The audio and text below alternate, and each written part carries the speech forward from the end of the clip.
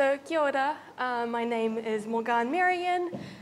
I did a lot of my postgrad studies on stick insects, so I did my honours and my PhD looking at New Zealand stick insects. I was mostly interested in their camouflage and their colour, trying to understand, basically, do stick insects actually look like sticks? Which may sound like a weird question because it's so obvious to us. Yeah, they do look like sticks. But I was trying to understand what do they actually look like in a predator's vision, because they're predators, animals like birds and other insects and mammals have vastly different visions than us humans. So that's what I was trying to understand. But in this talk, I will be talking to you just about stick insects in general from all around the world, trying to explain different parts of their life cycles and some of their defenses. And then at the very end, kind of talking about New Zealand stick insects and explaining why maybe they look a bit different than the ones overseas. So stick and leaf insects, they are insects. So like other insects, they've got a head, a thorax, and an abdomen, as well as 3 pairs of legs. They belong to the order Phasmatodea, and phasma comes from the Greek for phantom or ghost, which is in regards to their obvious ability to disappear from people's view.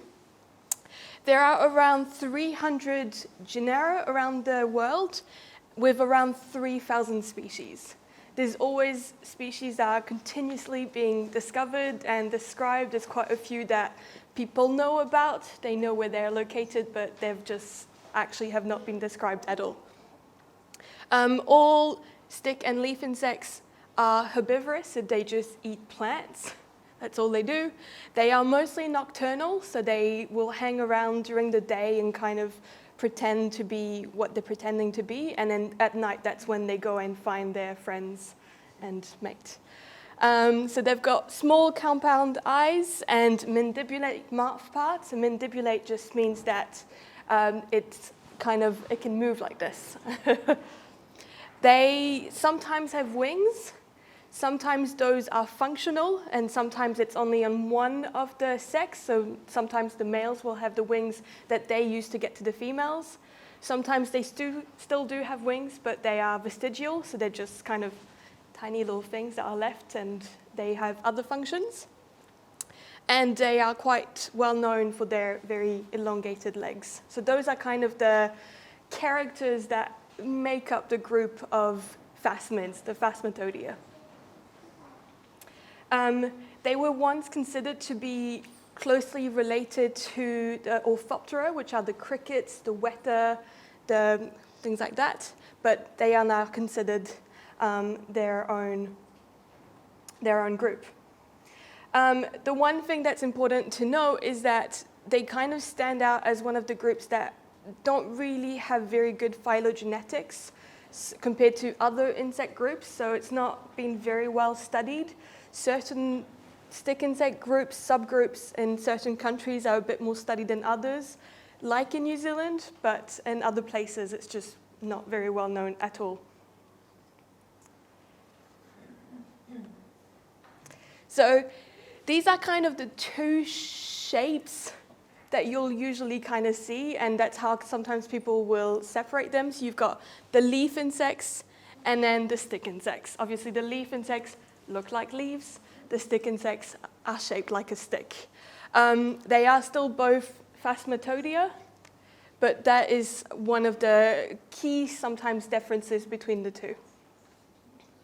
So that's a grey leaf insect from the Seychelles, and that is a Cyclone Larry stick insect from North Queensland, called Cyclone Larry because it was discovered only in 2006 when Cyclone Larry came through and knocked them down from the canopy of trees, and they discovered them for the first time. So, 2006. Phasmatodea, they can be found all over the world, so except for Antarctic and kind of the north Patagonia type areas. They're quite numerous in the tropics and subtropics, but they are also found in temperate areas. And the greatest diversity is around that middle bit, with the most known species are in Borneo, which is where that star is. They've got over 300 species on just their one island, making it the richest place to find stick insects in the world. Their life cycle. So stick insects have a hemimetabolous life cycle. That means incomplete metamorphosis. So when they've got 3 stages, you've got the eggs, the nymphal stages, the instars, and then the adult. So when the eggs hatch out and the offspring comes out, they look like mini versions of the adults. Compared to an insect like a butterfly, who goes through a complete metamorphosis, so they do a complete change. The larvae looks completely different from the adult. The stick insects they just look like mini versions, just without the wings or genitalia. And so to get to adulthood, they have to go through a few molts. So this is when you shed your skin, and then you grow, you stretch, and you've got to go through multiple of those to get to your final adult size. So in that photo, that's the exact same species. That's just a baby, newly hatched out, and that's the mum, which is a lot bigger. And their lifespan, it can range depending on the species, but it can be a few months to sometimes 3 years. And oftentimes, the environment, the climate can have quite an impact on that. So in hotter places, they may be able to live for longer and breed all year round. In places that are a bit more temperate, the eggs are laid at the end of summer, beginning of autumn, and the eggs will overwinter, so they'll just kind of stay dormant and stay in the leaf litter, and they'll overwinter, and then they'll hatch out when the temperatures come back up. And the cycle continues. So this is what a molt looks like. So you can see that what's hanging from that is the skin, the white bit. That's what it's molted out of. They come out through the back, so like a seam on the back, and they all the limbs. It's like taking off, a jumpsuit or something like that. And yeah, so they've got to go through multiples of those, and then sometimes they'll often eat their own molts because waste not, want not. So reproduction. There's a few types of reproduction in stick insects. There is sexual reproduction, which is the one that most people are familiar with, male, female, mix, offspring. And then you also have asexual reproduction, where there are certain species and certain populations where there's only females, there's no males at all. The females reproduce asexually, so they just lay eggs that are unfertilized, and the offsprings are clones of the mothers.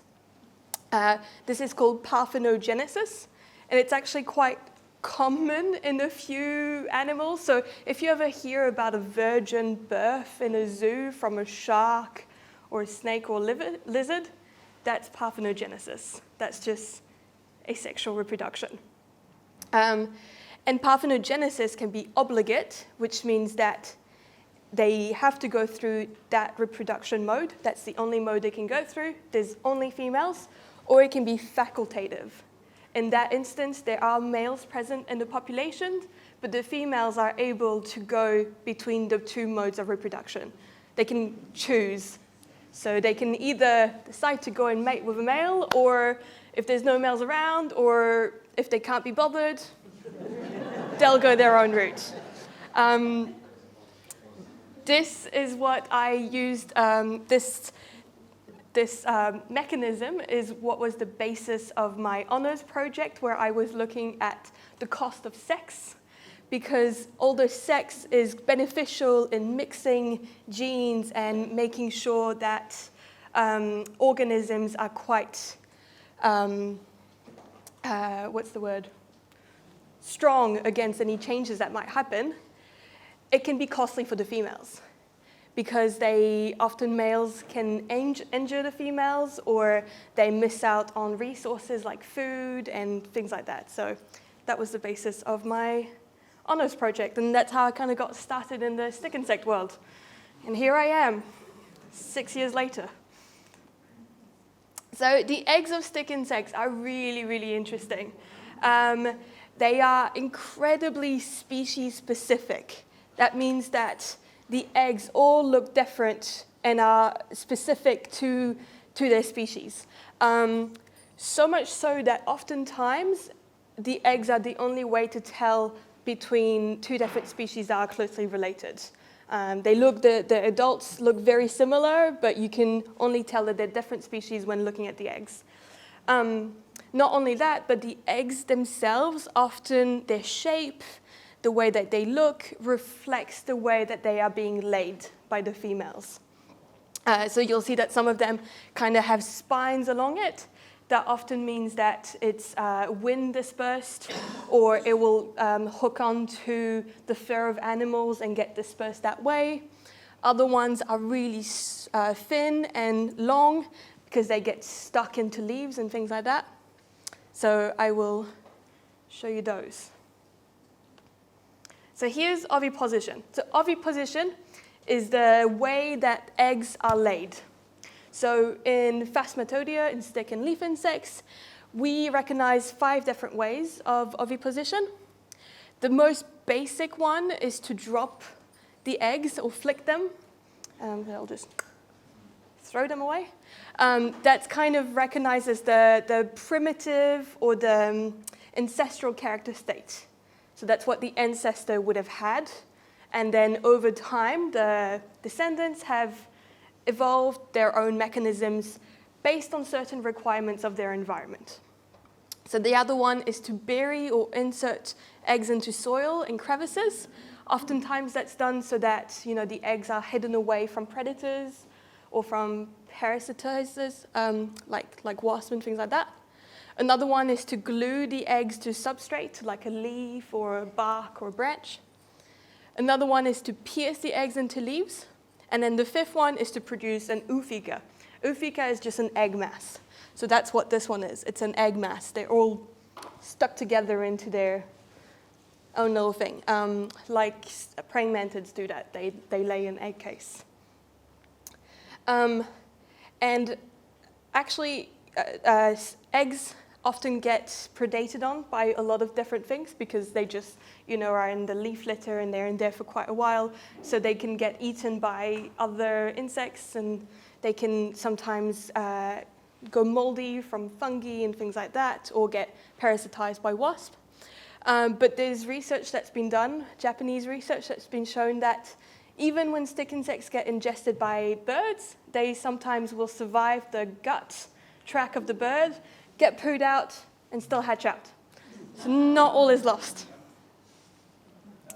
And here is an example of this is a Malaysian moss mimic stick insect. As you can see, it's quite beautiful. And right now, it's trying to insert its eggs into the bark, into the moss. So the end of its abdomen right there that's been stuck in, it's kind of like a knife or a fork, and it's sticking it in and leaving the egg behind. There we go.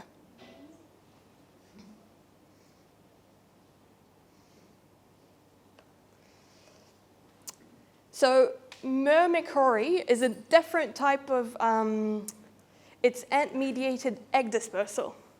So many species' eggs have a fatty knob-like capitulum at the top of the egg, so like right here.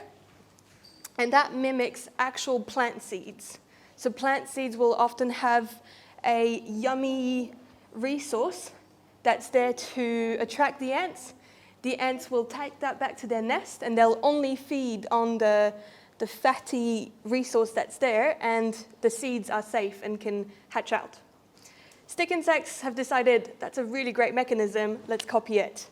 So some stick insects have evolved that their eggs also have that fatty knob at the top of their eggs, and so that their eggs can get dragged into the ant's nest and be safe from predators. And then what happens is the eggs hatch out, and the offspring, the stick insects, like that one right there, they look like the ants themselves. And they can just, they can fool the ants and just walk out of the nest and go on about their lives and just go straight to the canopy and be completely okay.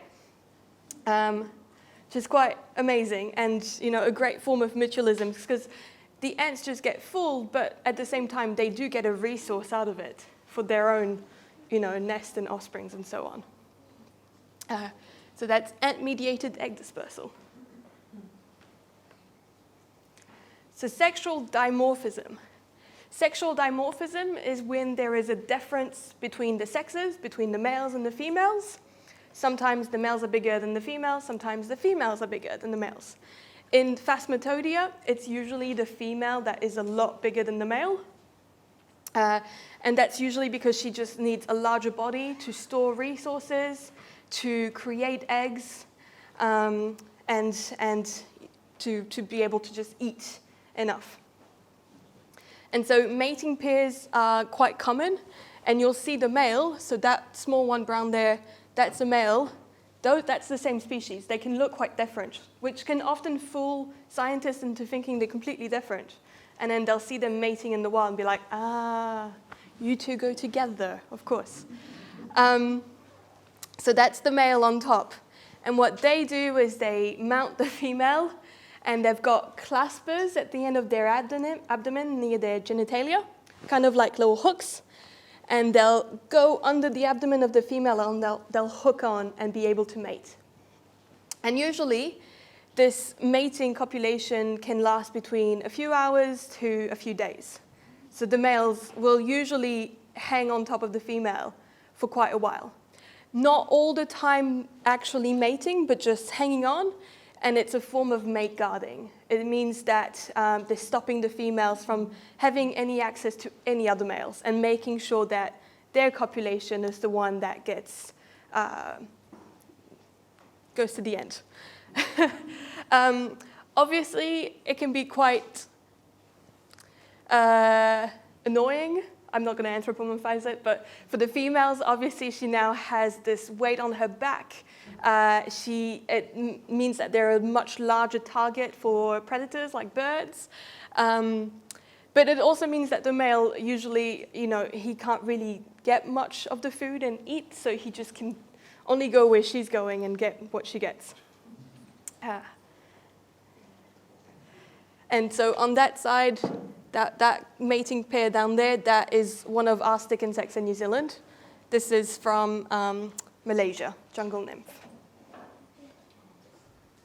So the longest insect in the world is a stick insect. We can claim that one. It is currently an undescribed species from China and formerly referred to as Phryganistria cainensis. In the wild, the female that was found measured 62.4 centimeters. So it's about the length of my arm. And then they kept her and reared some of her eggs, and one of her offspring actually ended up being even longer than her and made it to 64 centimeters, which is quite amazing. So at this point, I think it's a branch insect. But we can't talk about, so that's the longest insect in the world. We don't have the smallest insect in the world, but here's the smallest stick insect, which are the males of this species, Thymina christinae, the one down there. They're about 2 centimeters. They're from USA. Here's a sister species, Thymina californicum. And so those are quite small and quite cute. And these stick insects, Thymina, are a very ancestral, very old species of stick insects. They form their own group separate from the rest of the stick insects. So let's look at anti-predator defenses. So stick insects are quite vulnerable to predators due to their large size. They make a very good meal. They're often quite slow, and often, even if they do have wings, they don't fly that well. So they've evolved quite a few defenses to get away from predators or deter them or just tell them to back off.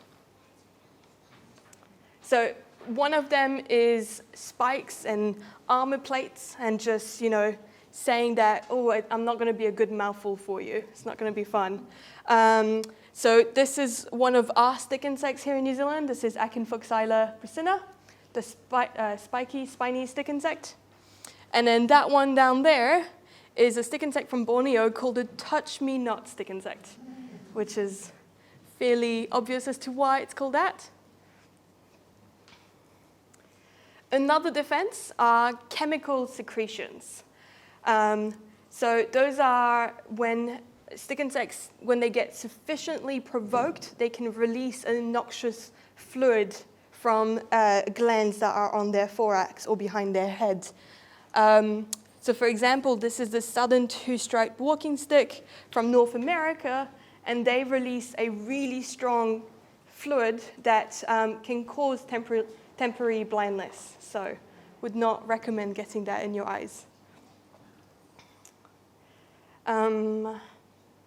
And that is a peppermint stick insect. Peppermint because the fluid smells like peppermint. And here it is in action.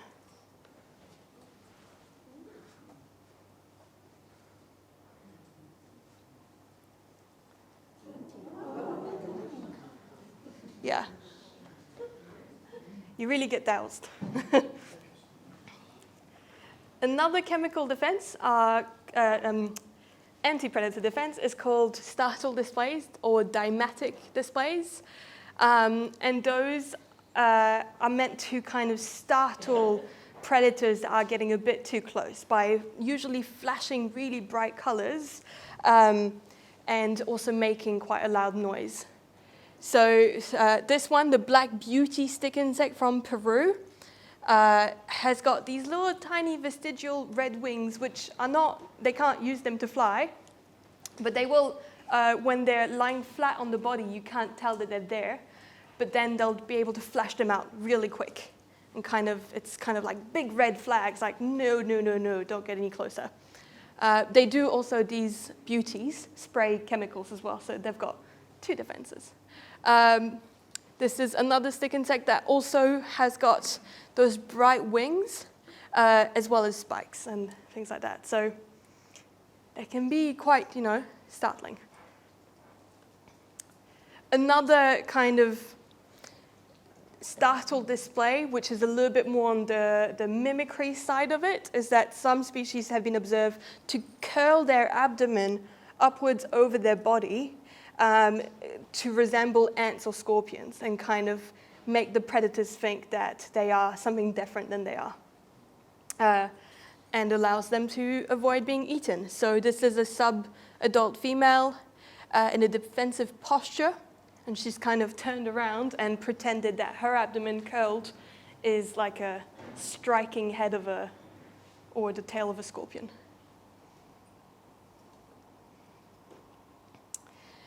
Another defense is called autotomy, which is also known as appendage shedding or self-amputation. Just like lizards, stick insects are able to kind of let go of legs as a defense mechanism. If something were to grasp them by a leg, they can just let it go and keep moving away. And with insects, they've got 6 legs, obviously, so missing one is usually not a big deal. They can also let go of those legs when they go through a shed or a molt and it doesn't go right. If a leg gets stuck, they'll just let it go and leave it. And what happens is that actually, if they're not an adult yet and they've still got a few molts to go through, they can grow back these legs. So that's what's happening to this nymph. Those 2 front legs that look a bit twisty, those are just the 2 front legs growing back. So over the next successive molts, they'll just get longer and longer. But that's why in the wild, if you ever find a stick insect that's kind of got 1 leg shorter than the other, that's what's happened. They would have lost the leg at some point, they've been growing it back, and then when they get to an adult, that's it. Another cool defense is called phanatosis, also known as playing dead. Usually in this, so that's very much a live stick insect. I've got videos on my phone where, I've got them on my hand. I can do that with them as well. You put them on their back and they just go catatonic. They just like, oh, I'm dead. And the idea is that if they play dead, the predator will think, ooh, this this one's not good, something's wrong with it, it's probably gone bad, or I don't want to eat that. They also kind of do that when they're up in the trees and branches and you go to catch them. They'll kind of see you coming and they'll just let go, and they'll fall to the forest floor and just play dead there. And if they fall among grasses or things like that, it's almost impossible to find them again. So one advice, if you go to try and catch a stick insect, have a hand underneath ready, and the other one at the top. And that usually works out quite well. The other kind of big defense anti-predator mechanism that they have that most people know about is obviously camouflage. So that's kind of all the strategies that are involved in concealment, and that kind of includes prevention of detection and recognition. And here, I've kind of separated them into two different ones, because you have background matching, which is when your overall appearance matches in terms of the color and the pattern of whatever background that you're on. And in this instance, your predator doesn't actually even recognize that there's anything there. They just kind of go over you and don't see anything. In Masquerade, it's a slightly different strategy, because in this instance, you're actually mimicking an object. You're looking like a stone or a bird poo or a stick. And you're mimicking an object that's quite common in your environment. And in this strategy, the predator does see you, but they misclassify you as something completely innocuous, something that, oh, it's just a stick. There's hundreds of them. I don't need any of those. Sorry, where is the So obviously there's the one here, yeah? And then here, looking like a branch that's coming off the other branch. Yeah. Yeah. I promise you she's there. There's another one here, big green one. Yeah. These are both from New Zealand. And this was kind of the work that I did for my PhD, trying to untangle what kind of strategy are they using, because some animals will favor one strategy over another. In the case of the stick insect, what I found was that they seem to be combining multiple strategies at once. They're matching their color to their environment, but it's also about the shape of their body, making them look like a stick, along with behavior, so making sure that they hang at an angle that makes them look like they're a branch coming off the main branch. So they're kind of the ultimate camouflage experts. In some other species overseas, you'll get camouflage that's quite incredible and extreme. So here is a moss stick insect. So you would never be able to see this in the forest. There is just, you've got to be very patient. I've often gone out with people that have wanted to come and do field work with me to look for stick insects, and over the years I've kind of honed in my sight and I'm used to it. But people that are not used to it, they get very angry with me, so. Especially when they tell me, Morgane, I can't see one, and I'll come next to them and be like, there's one right there. I'm like, what? And then kind of the very last one, which is actually not that common, but if you don't want to stay hidden, the other end of that spectrum is to be quite brightly colored and to stand out. Very much like the bright red wings, although those can be hidden. Aposematism is warning coloration. That's there all the time. That's a strong, clear warning, do not eat me, I will not be good for you. Sometimes in the same species, you'll have both strategies where this is the male that you can see hanging onto the female. So the male is really brightly colored, like really brightly colored. A crazy mix of red, blues, and yellows. And then the big female, she's completely drab and brown and just staying hidden. This is an undescribed species from New Caledonia, which I quite like because it just looks like a striped zebra. It's quite cute. So stick insects are worldwide. They usually sometimes they're kept as pets, and so those are really well known and quite well loved. But there's quite a few that are, like I said, not described, and sometimes it's some that kind of go under the radar. Like this stick insect called the Lord Howe Island stick insect, which was rediscovered in 2011. People had thought that it had gone extinct because it only lives on that small, tiny little pyramid of an island called Ball's Pyramid. A few 100 years or so before then, rats had been accidentally introduced to that island and had thought to have completely wiped them out. And they've somehow, they went back in 2011 and managed to find a couple of mating pairs still on there. And so at that point, they were one of just the lowest kind of populations of any stick insects in the world. And so they managed to establish a breeding program around it. And they've now brought it back. It is still critically endangered, but it is doing better, and it's in quite a few zoos in Australia.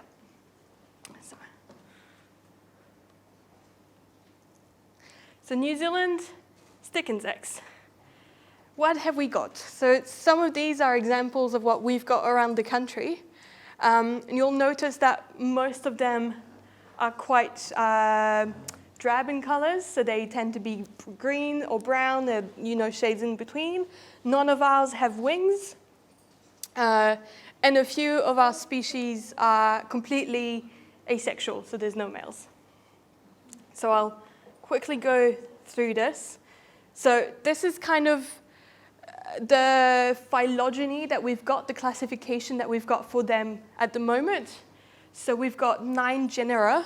So those are the genera with 23 different described species. However, that is set to probably change in the future because there's quite a few species that are undescribed and a few other ones that are that need to be synonymized, that are the same across a few of them. We can identify all the different species based on the arrangement of body spines, of body size, the structure of the male and female genitalia, and the morphology of the egg, as I said before, is really important. So I'll kind of go through. I've chosen a couple that you are the most likely to encounter down here, because there are some that are only found in certain parts of New Zealand. For example, Spinotectarchus, this group is only found in the north of the North Island. So if you find one down here, something's happened. Same with Asteleophasma.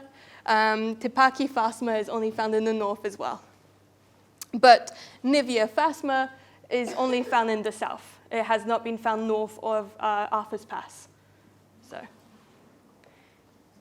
So this is Acinfoxyla, which is the most common one throughout New Zealand. It's found from the very north to all the way down to Rakirua, Stewart Island. There's currently 8 or 9 recognized species. That is likely to be reduced right down, but some people are working on this. In this genus, there's only females. So all of those species are completely asexual, no males at all. They just get on with it.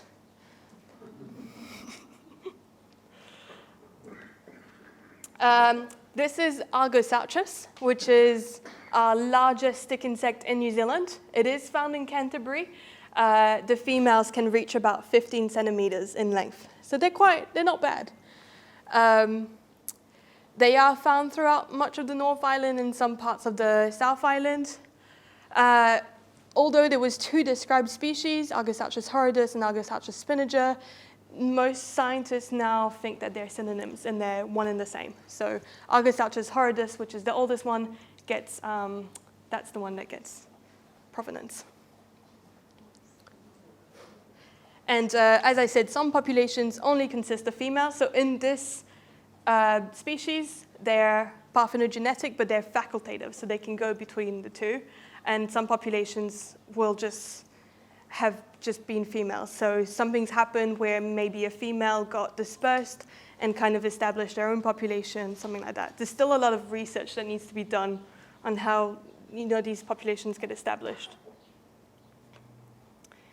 This is Clitarchus.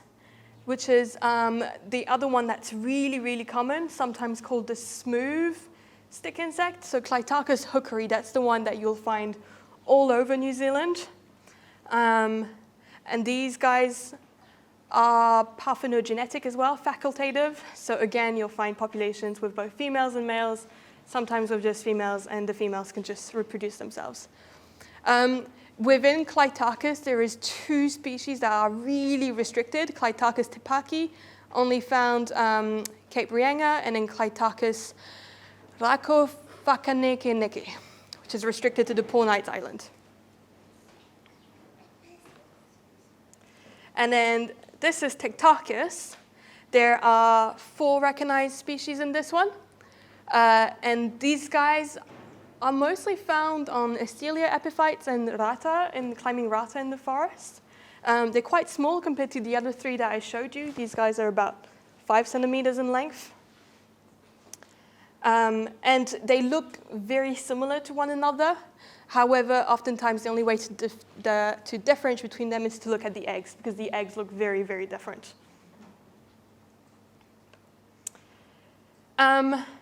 All our stick insects in New Zealand are endemic, so they're only found here.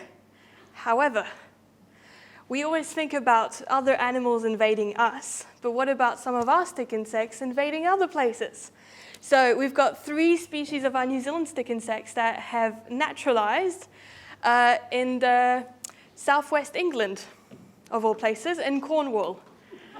They've been over there for over 100 years.